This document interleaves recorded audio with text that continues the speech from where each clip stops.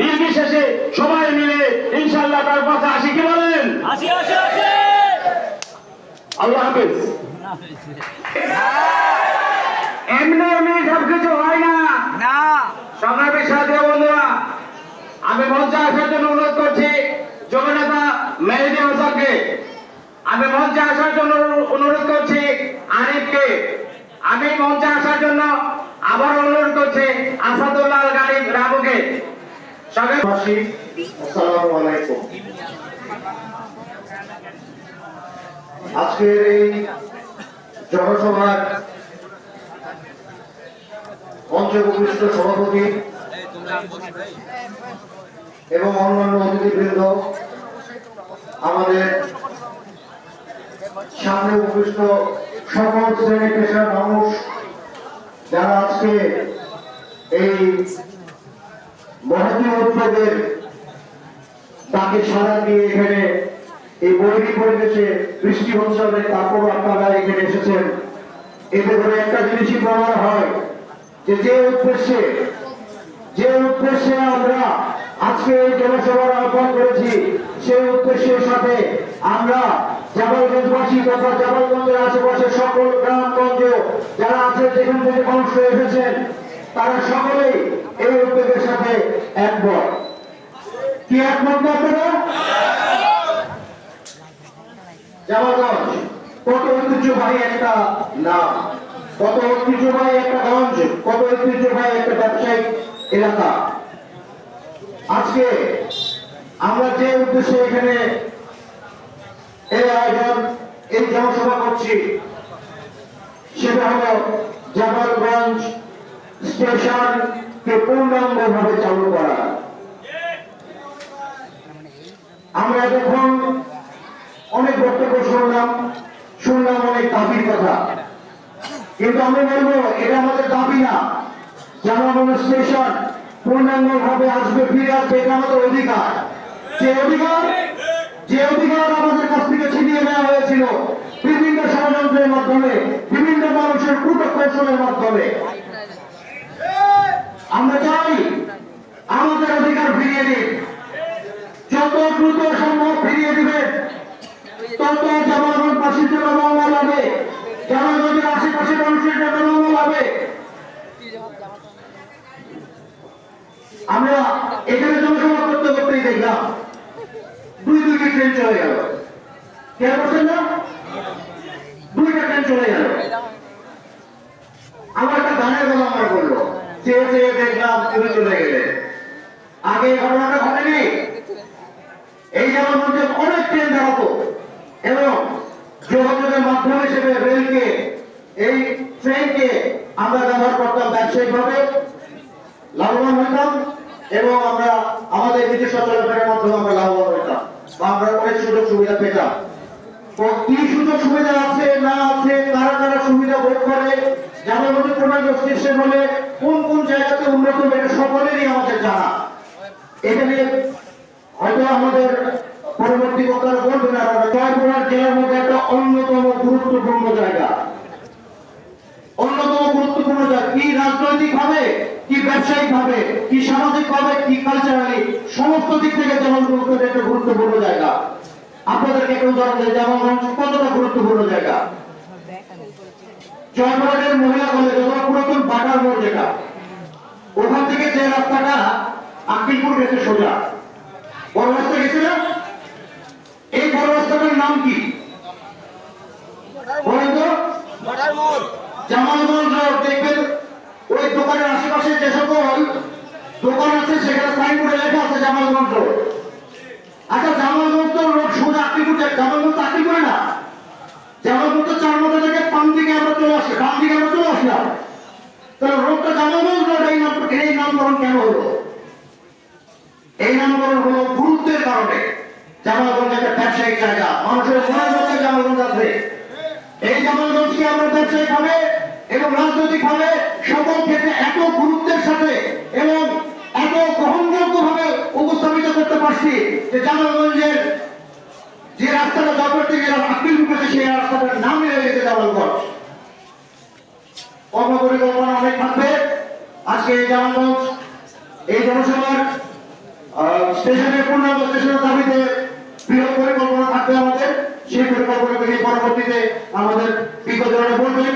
আমি শুধু আওয়াজ তুলতে চাই আপনাদের মাধ্যমে, আপনারা আমাদের এই লক্ষ্য এবং এই উদ্দেশ্যের সাথে আপনারা আমাদের পাশে থাকবেন। আমরা ইনশাআল্লাহ অতি দ্রুততার সাথে জামালগঞ্জের পূর্ণাঙ্গ স্টেশনে যেন স্থাপিত করতে পারি এবং এখানে সকল ট্রেনকে আমরা যেন দান করাই আমরা আমাদের সুবিধা নিতে পারি। এই আশাবাদ ব্যক্ত করে আমি আমার বক্তব্য শেষ করছি। খোদাহাফেজ, বাংলাদেশ জিন্দাবাদ। ধন্যবাদ। তার মূল্যবান বক্তব্য দেওয়ার জন্য বিনীত অনুরোধ করছি।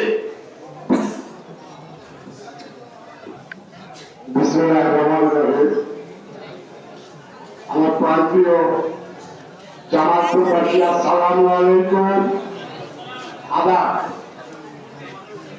আজকের আলোচনা বা জনসভা জামালগঞ্জবাসী, আমরা জামালগঞ্জবাসী এখানে আজকের জনদুর্ভোগ বা জনকল্যাণে উদ্বুদ্ধ হয়ে যারা এই আয়োজন করেছেন, যারা আয়োজক, আমি তাদেরকে সশস্ত্র সালাম জানাই, আসসালামু আলাইকুম। এবং এর সঙ্গে সঙ্গে অত্যন্ত দুঃখ এবং লজ্জা ভরা কণ্ঠে আমাকে বলতে হচ্ছে, আজকের এই জনদুর্ভোগ আর এই জনকল্যাণমূলক স্বার্থে এখন ইউনিফর্ম করা যেসব ছাত্র আমার পাশে বা সামনে বসে রয়েছে, তাদের এতক্ষণ ঘরে থাকার কথা। কারণ তারা সকাল 9টায়, কেউ সকাল 8টায়, কেউ সকাল 7টায় ঘর থেকে বেরিয়েছে শিক্ষা আহরণের উদ্দেশ্যে। আমার অত্যন্ত লজ্জা এবং নিজেকে ধিক্কার দেওয়ার জন্য খুব ইচ্ছে হচ্ছে, তারপরেও মেলাইতে হচ্ছে, বলছে কারণ আমি যা বলবো তাদের উদ্দেশ্যেই বলবো, কারণ আমরা পারে আমাদের অস্তিত্ব টিকে রাখা। আজকে কোনো সবার সম্মানিত সভাপতি, আমার শ্রদ্ধাভাজন, আমার রাজনৈতিক অভিভাবক জনাব মোর্শেদ আলম মাস্টার, আজকের এই অনুষ্ঠানের আমাদের প্রাণপুরুষ, জামালগঞ্জের আমাদের শ্রদ্ধার পাত্র, জামালগঞ্জের কৃতি সন্তান, তিনি ঢাকা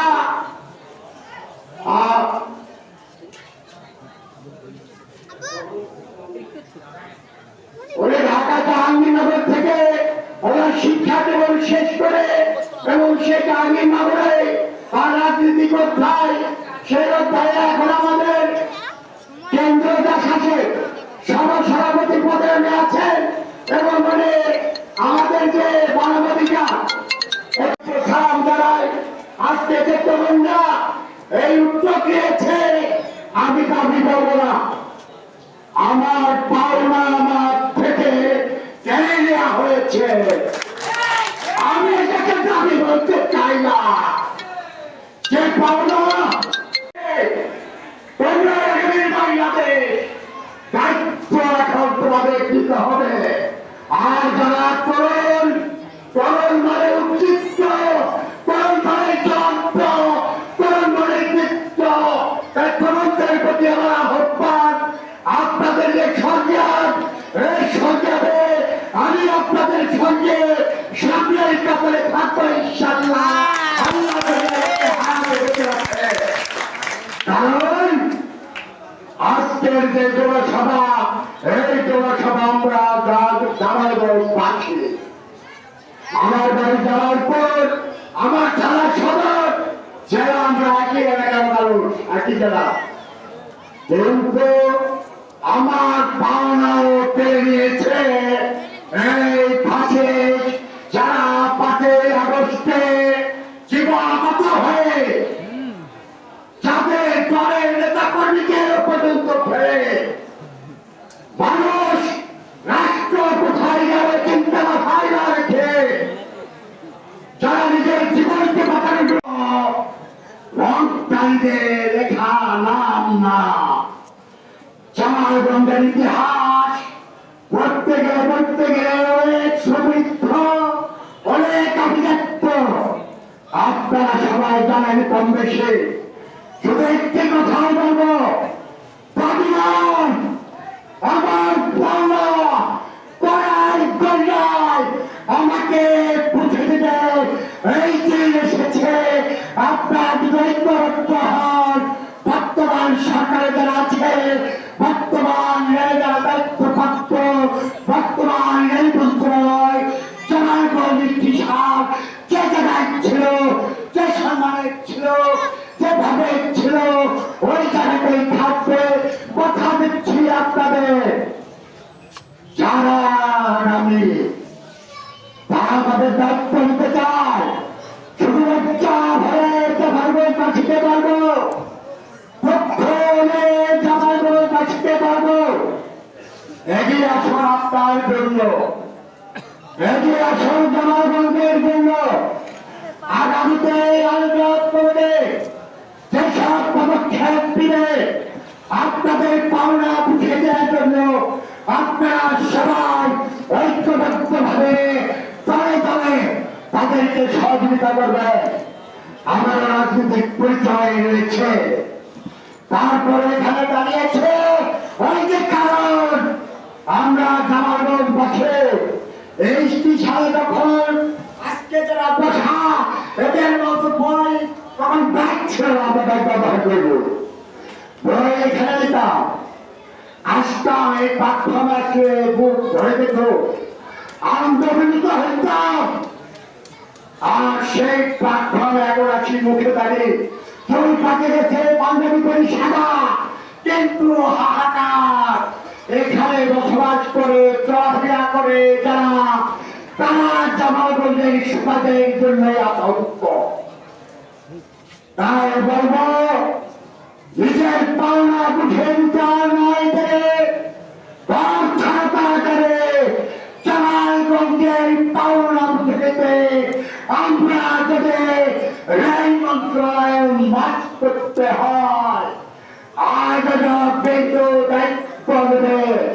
আমি আমার দায়িত্ব থেকে বললাম, শুধু আমি না, আমি একজন জামালপুরের বসবাসকারী হিসাবে আপনাদেরকে কথা দিয়ে গেলাম।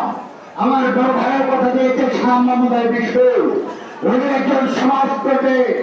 জামালপুরের মানুষ সাথে নয়, আপনাদের পাশে দাঁড়াবে ইনশাআল্লাহ। এই করে আমার বক্তব্য শেষ করছি। আল্লাহ হাফেজ।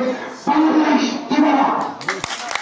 মানতে হবে, মানতে হবে, মানতে হবে, মানতে হবে, মানতে হবে, মানতে হবে, ক্রলিং ডাউন, ক্রলিং ডাউন, মানতে হবে, প্রত্যাহার করো, প্রত্যাহার করো, করতে হবে।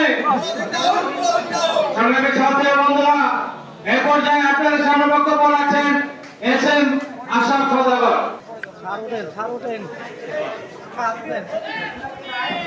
আমি মঞ্চে আসার জন্য অনুরোধ করছি। আমরা এখানে আসছি যে আপনাদের ধন্যবাদ দেয় আমার তোমাকে দিতে এখানে একটা ফাঁকা ট্রেন দাঁড়াতে হবে, কিন্তু কেন দাঁড়ায় না? এই যে বিগতের বিষয়ে কথা দিয়ে যে আমাদের খোঁটা দিয়ে যে পালে চলে গেছে। এখন আমরা যাচ্ছি নতুন নেতা, এই নতুন নেতার মাধ্যমে ইনশাআল্লাহ আমরা এই সুস্থতা দিব, আমরা সম্পূর্ণ সম্পূর্ণ হব। আমরা জানেন এই জনগণ স্টেশনে 1944 সালে ব্রিটিশ সরকার এখানে একটা সাইনবোর্ড লাগিয়ে দিয়েছিল। সেই সাইনবোর্ডে লেখা ছিল, আপনি নামুন, পার করে যান, দেখে আসুন।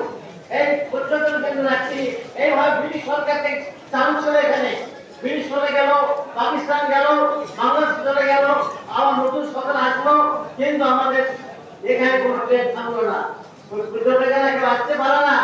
এখানে আমাদের কি, আমরা কেন এখানে ট্রেন চাচ্ছি, কেন চাচ্ছি? আমাদের অনেকগুলো কারণ আছে। এই কারণগুলো কি কি? একটা কোন কারণ হচ্ছে পর্যটন জন্য পাহাড়, বৌদ্ধদের আশ্রয়স্থান, বৌদ্ধদের পূজার স্থান, বৌদ্ধদের তীর্থস্থান। আমাদের আরেকটা দাবি হচ্ছে, যেখানে আমাদের ইটাখোলা থেকে পাহাড় পর্যন্ত এই যে সাতটার মধ্যে মনে হচ্ছে জনগণ, এই জনগণের মধ্যে এই 4 বিঘায় 1,000 এই জনগণ প্রতিভাগ সরকার পর্যন্ত করে 1,000 প্রতিভাগ তৈরি করেছে। এখানে লক্ষ লক্ষ ইঞ্জিন তৈরি হয়, লক্ষ লক্ষ মুরগি তৈরি হয়, সেগুলো কি করা হয়? মাসে পরিবারে সন্তানের হৃদয় কিন্তু ডেলিভারি দেওয়া হয় কিন্তু এই জিনিসটা গাড়িটা এখন থাকতো তাহলে আমাদের এই ডিম এই মুরগি এই জন্য আমাদেরকে আঘাত করে যাওয়ার কোনো কিছু হবে না এখানকার ছেলেপেলেরা বহু ছেলে 10 ছেলে হাজার ছেলে যারা ঢাকাতে চাকরি করে এজন্য আমরা এই কমিটির বাইরে যারা উদ্যোক্তা তাদের অবশ্যই কোনো ভুল ধরবো না, কোনো প্রতিপক্ষ বলবো না, তাদেরকে সবসময় সহযোগিতা করবো। দল মত নির্বিশেষে ব্যক্তিগত ভেদাভেদ ভুলে গিয়ে আমাদের এই দাবি আদায়ের লক্ষ্যে আমরা এক থাকবো ইনশাআল্লাহ। এই বলে আমি আমার কথা শেষ করছি। আসসালামু আলাইকুম ওয়া রাহমাতুল্লাহ।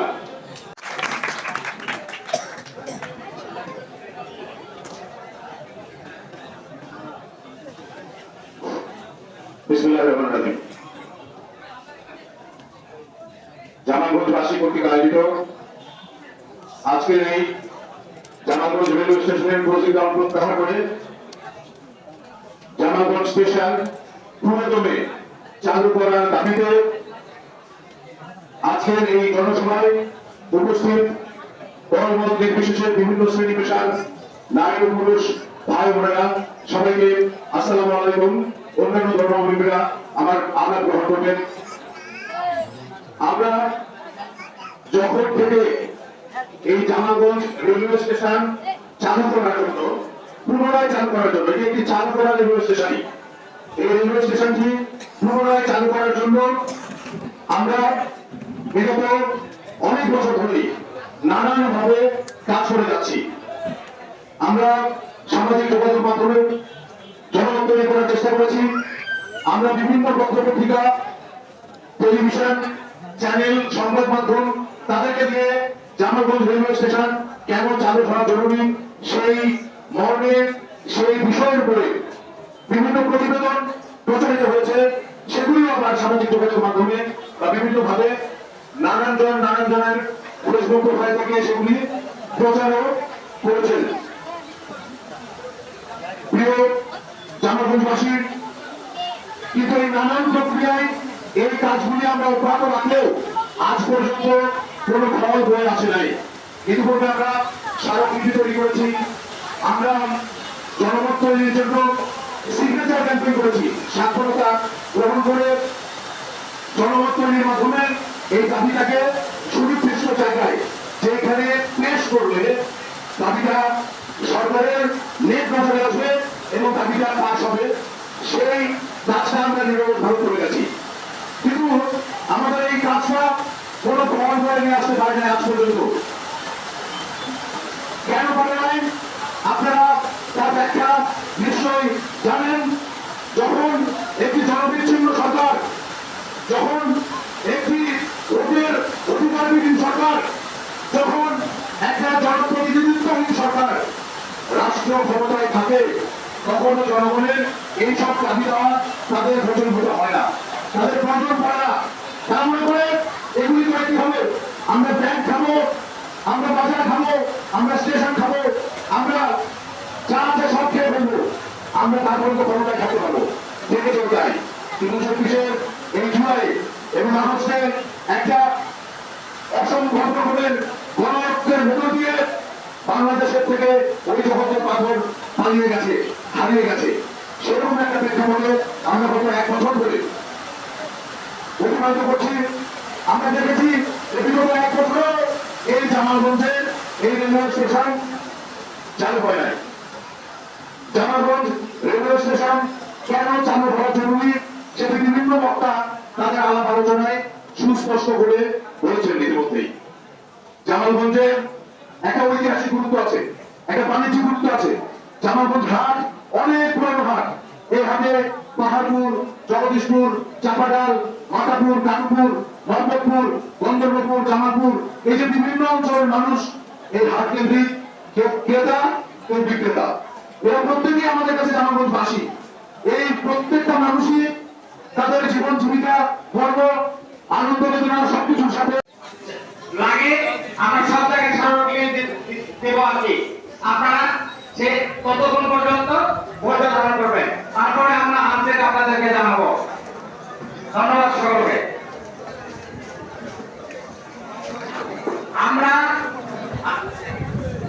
আমরা কিছু গণ